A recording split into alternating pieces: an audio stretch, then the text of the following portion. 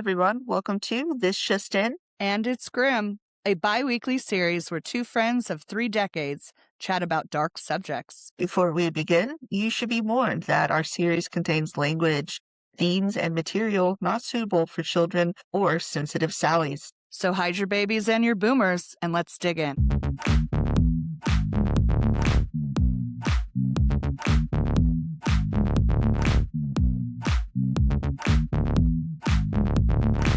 That's what I've been saying. So, hey, welcome back, guys. We got another mini-sode celebrating the Yes. girlies. I don't know why I said it like that. Remember that guy from SNL? You know? What's up? He's like, going to the copier, getting a drink of water. You know, like, I don't know why I went with that. Well, every single day at work, I say that when I go to the coffee. Yes. So we're celebrating Women's History Month, and our first episode was of the Night Witches, which was a really fun story.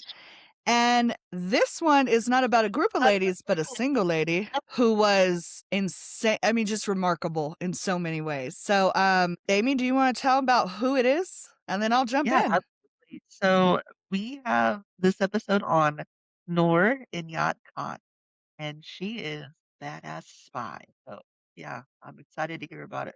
Okay. So tonight, like we said, we are super stoked to talk about a super spy, Noor Inayat Khan. She was a British agent in France and served as a special operations executive or spy during World War II. See, I write WW2 and then I want to say it like that. Anyways, I digress.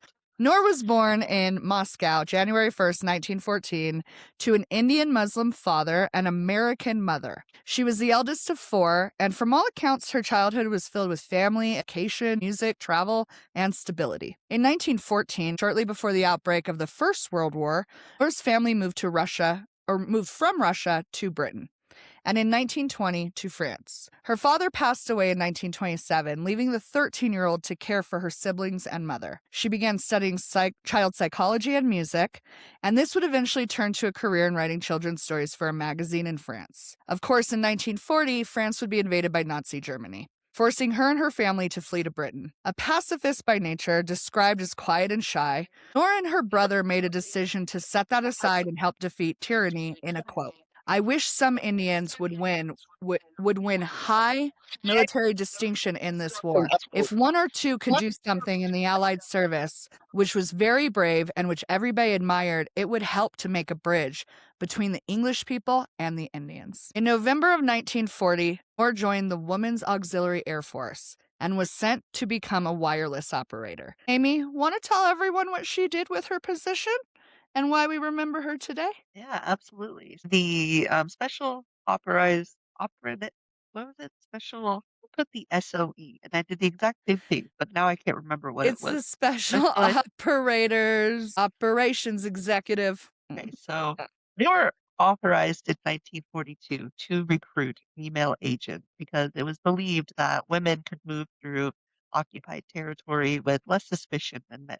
Nor was recruited for the F section, so the France section, and given intensive training, lock breaking, weapons handling, silent combat, false identities, head drops, Morse code under pressure, mock Gestapo interrogations. Some of her superior officers had doubts. Her training reports noted that she was perhaps too honest, too gentle for the brutal world of covert operations, but her wireless skills were undeniable. And there was a critical shortage of radio operators. On the night of June 16th, 1943, beneath the full moon necessary for the pilot's visibility, Noor Inayat Khan flew to occupied France. She became the first female wireless operator the British had ever sent behind enemy lines. All previous female agents had served as couriers, nor was breaking new ground in the most dangerous possible way. Her code name was Madeline. Her cover name was Nora Baker, and the average life expectancy of a radio operator in occupied France at that time was 6 weeks. Nora landed with three fellow agents, all four whom would later die as Nazi captives. She joined the Prosper network, that most important, the SOE espionage circuit in France. And within days of her arrival, the Prosper network was destroyed. I lost my spot again. Okay. So mass arrests swept through the resistance. Gestapo seized wireless sets, and virtually every senior British agent in Paris was captured. Noor's handler in London, Buckmaster Maurice, I didn't mean to say Marisa, Maurice Buckmaster offered to fly her home. She refused. She told him she believed she was the only remaining radio operator in Paris. If she left, the resistance would lose its lifeline to London.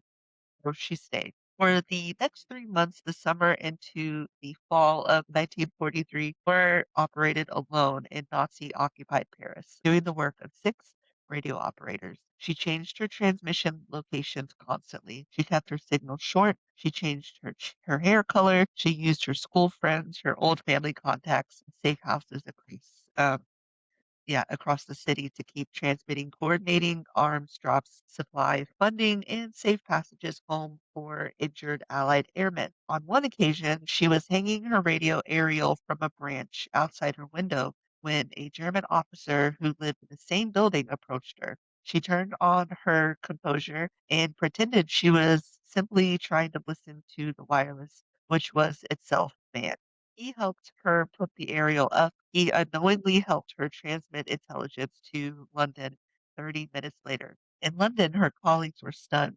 Where most operators survived 2 weeks, Nora had survived 3 months. Codemaster Leo Marks described a special pride in her. It is cool. That's cool. So So, sneaky lady.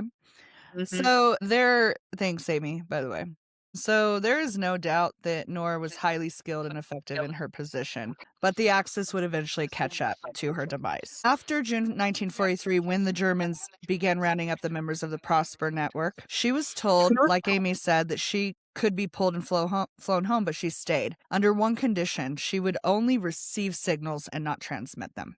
A local woman eventually betrayed Noor to the Germans. On October 13th, 1943, Noor was arrested. She attempted to escape twice. When interrogated, she would consistently lie or refuse to speak at all. In November, she escaped briefly, but was detained again in the vicinity. She refused to sign a form agreeing to not try any more escape attempts, and for this was transferred to Pforzheim, where she was kept shackled by her wrists and ankles for 10 months. Regarded as highly dangerous and refusing to cooperate or give any information.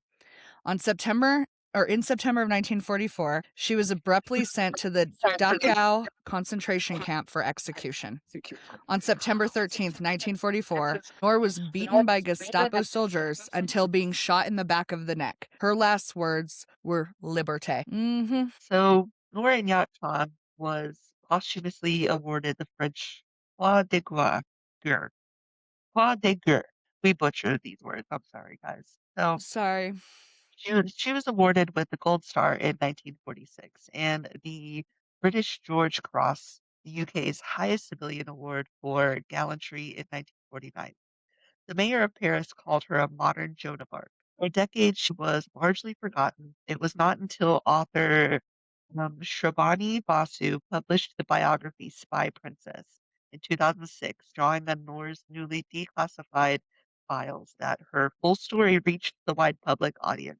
In 2012, a bronze bust of Noor was unveiled in Gordon Square Gardens in London, the first memorial in Britain dedicated to an Asian woman. In 2019, she received a blue plaque at her last London residence, the first woman of South Asian descent to receive that honor. In 2014, a commemorative stamp issued in her name. She was a princess descended from royalty. She was a children's author. She was a pacifist who chose courage over comfort in the darkest sector of the 20th century.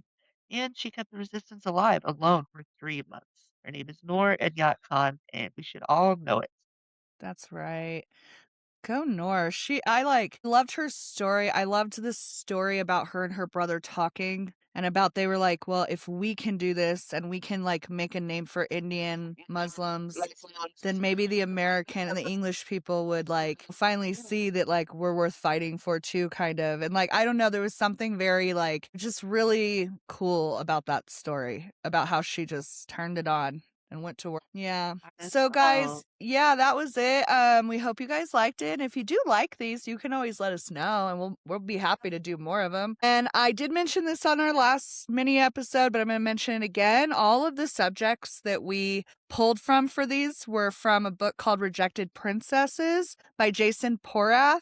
And if you want to see the work that him and all of his team does, they dig out a lot of historical information about mostly women and women you either would never hear about otherwise or know very little about. And that team is really incredible about digging up that information. So if you want any more Any information more about information about Noor or any of the other any women we talk about or any women in general from history, check out rejectedprincesses.com. Bye. Bye.